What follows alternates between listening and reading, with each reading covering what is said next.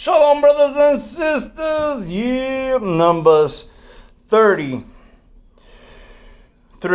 Or if a woman vows a vow to Yahuwah and binds herself by some agreement while in her father's house in her youth, and her father hears her vow and the agreement by which she has bound herself, and her father has kept silent toward her, then all her vows shall stand, and every agreement with which she has bound herself stands.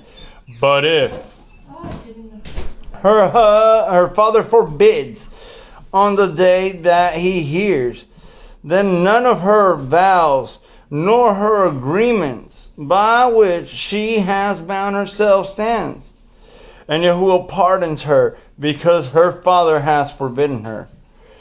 But if she at all belongs to a husband, while bound by her vows or by a harsh utterance from her lips by which she bound herself, and her husband hears it, and he has kept silent toward her on the day that he hears, then her vows shall stand, and her agreement by which she bound herself do stand. But if her husband forbids her on the day that he hears it, then he has nullified her vow, which she vowed, and the rash utterance of her lips by which she bound herself, and Yahuwah pardons her. Bam! We got right there the priestly order of each man in his own household. This is how one of the steps of becoming a priest. You got to be aware of what's going on, in your house.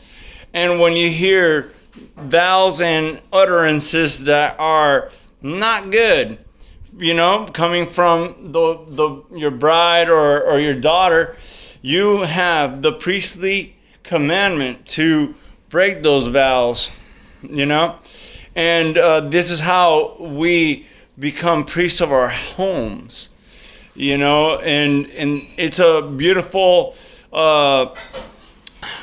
understanding for Yah's children, so that that we don't bind ourselves to nonsense, and that we're aware of what our wives and daughters are speaking about, and binding themselves to.